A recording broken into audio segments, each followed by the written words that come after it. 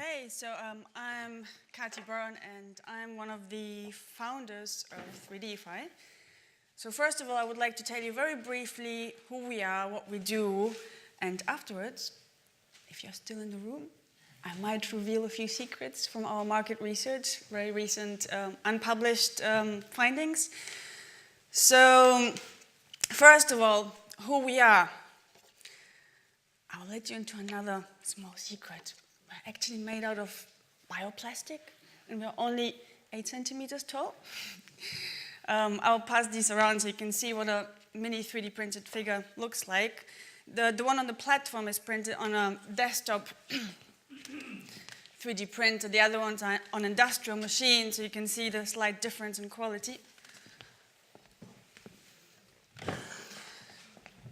So in summary, we are a team of hardware and software engineers, multimedia creatives, who just love playing around with emerging technology, coming up with installations that grab people's attention. So I will show you just a few examples of what we have done in the past.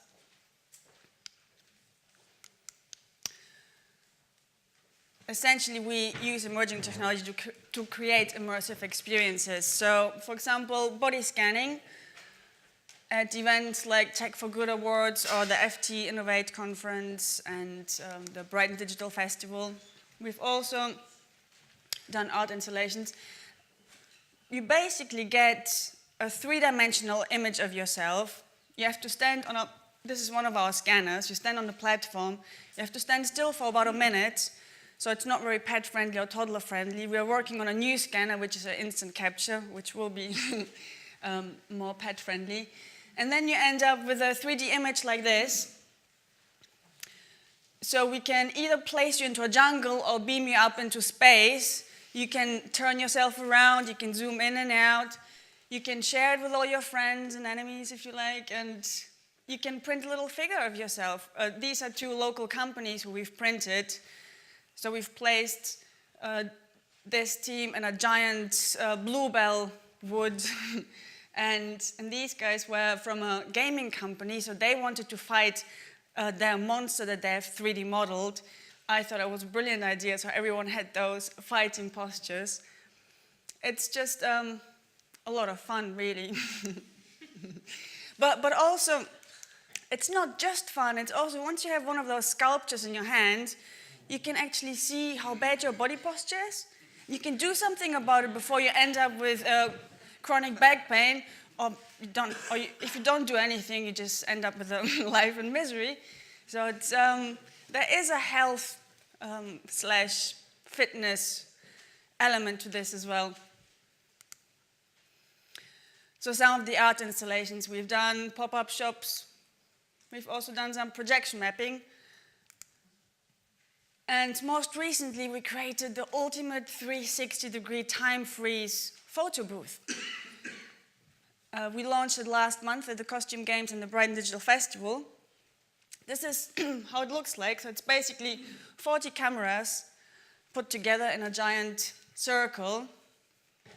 And I will show you on a short video what you get at the end of it.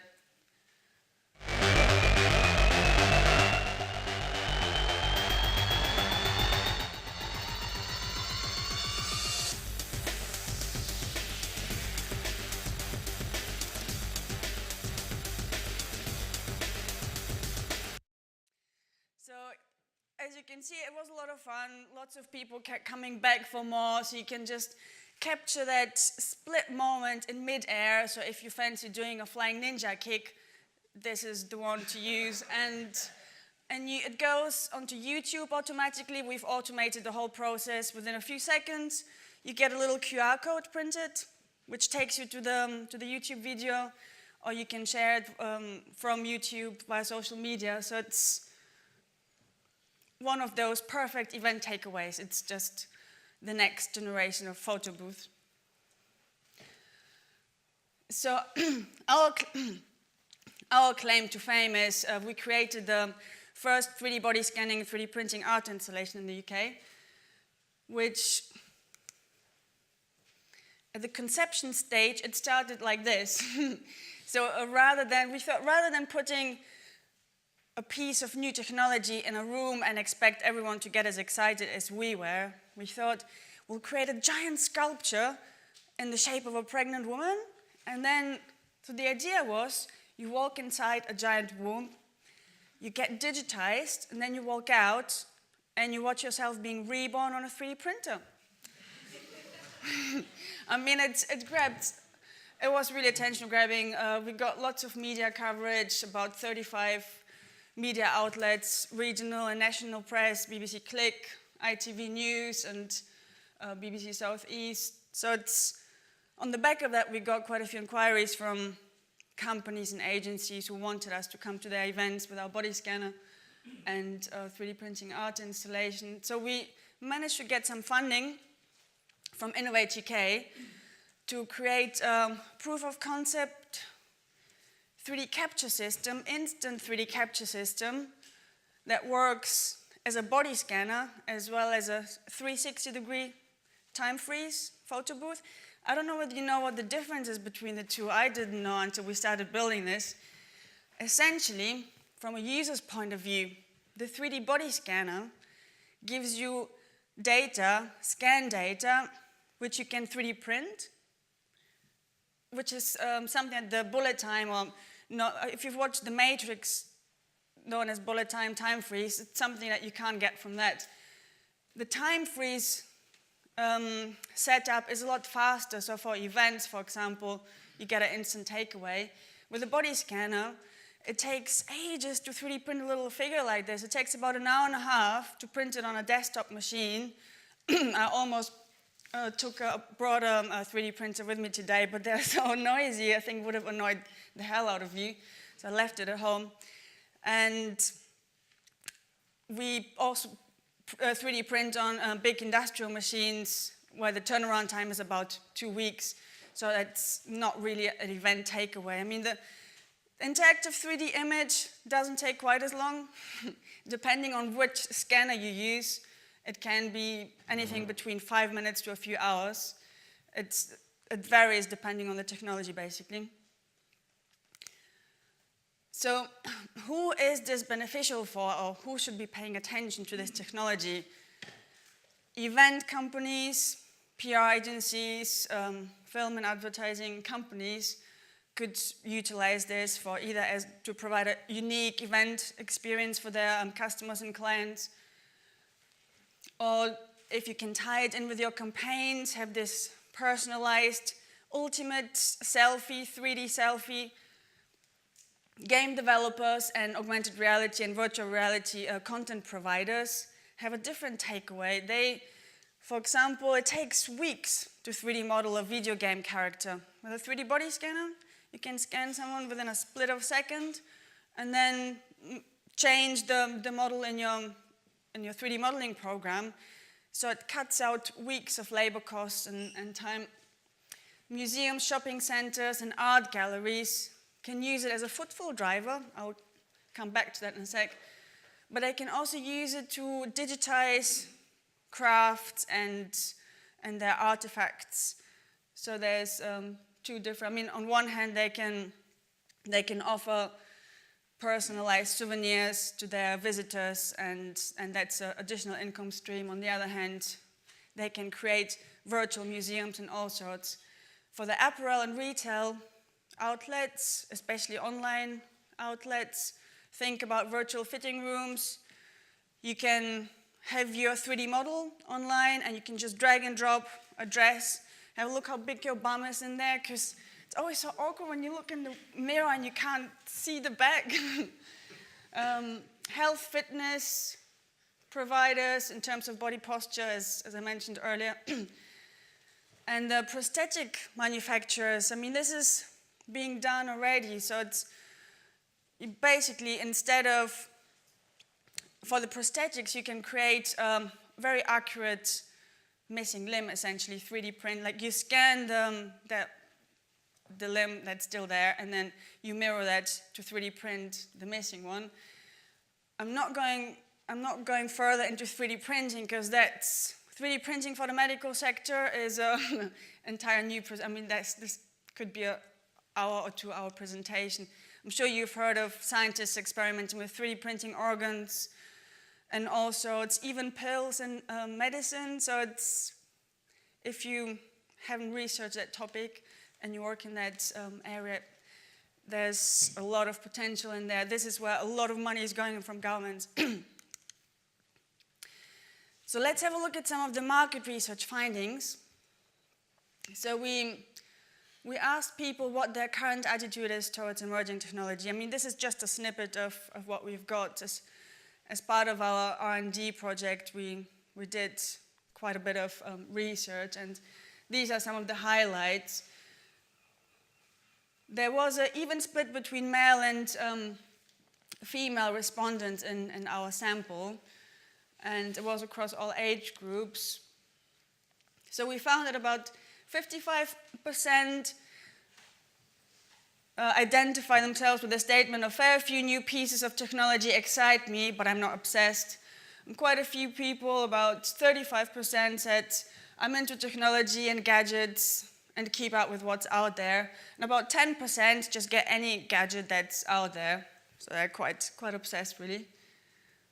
And then we asked them about their attitude or their current knowledge of 3D technologies and 3D printing.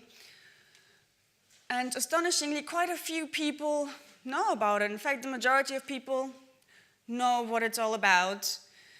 Approximately 45 or more than 45% keep up to date with new technology and know a bit about 3D printing and technology. And almost 50% know what the basic idea behind it is. But generally speaking, we found that about 92% want to know more about it, even if they're not that engaged with the technology. They're interested. It's still quite novel and emerging. And of course, male respondents were more interested than female, but older age groups were equally as interested as younger ones, even though the engagement levels were not quite as high. So we also asked people what their motives are and would they actually go out of their way to go and get scanned. And we found out that about 50% of respondents said that they would be more likely to go to a specific destination or shopping center if it had a 3D scanning booth.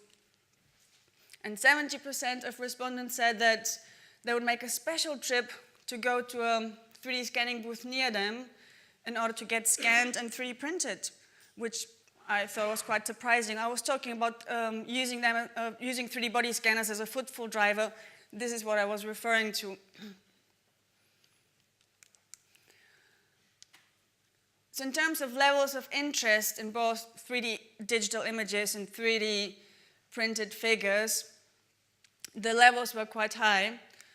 We found out that about 75% of people found it really appealing or fairly appealing to get a 3D print, a little sculpture of themselves. It's just the ultimate selfie, isn't it? And when you print it in white, it just looks like a piece of art, which you can put on your mantelpiece. I mean, you can play with it as well. Kids love it, of course. In terms of 3D digital images, people were quite interested as well. 65% said it appealed a fair amount, or that it appealed a great deal, or a fair bit. So, and in terms of 3D scanning and 3D printing as a family outing, that appealed a fair bit as well. So, if you're interested in more research findings, you can always get in touch, and I will give you a few more secret facts and figures from our research. So what are we doing in the next few months? I mean, we've been, apart from researching 3D body scanning, 3D printing, and doing a bit of projection mapping, we've also been developing an augmented reality app. So I will show you briefly what it looks like. This is still in beta testing, so it's not a professional video. So you get a QR code and you download our app. This is our software engineer who developed it, very smart guy. he didn't dress for the occasion, he always dresses like this. You usually expect programmers and developers in jeans and t-shirt, not this guy. And this is another short video, so you can also animate yourself. So once you get scanned, this is our creative director doing all sorts of somersaults and things that he usually can't do in real life. You can even hold him in your hand when he's doing that. Put him in your pocket. It's just really good fun. And this is my final slide.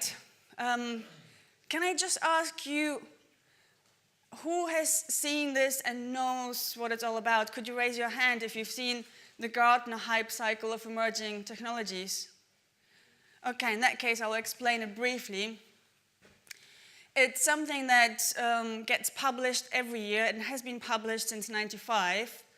If you're working in technology, you probably will have seen it. And essentially, it shows the life cycle of emerging technology, how it's, at first, it's with innovators and people who just love experimenting. They come up with the actual tech.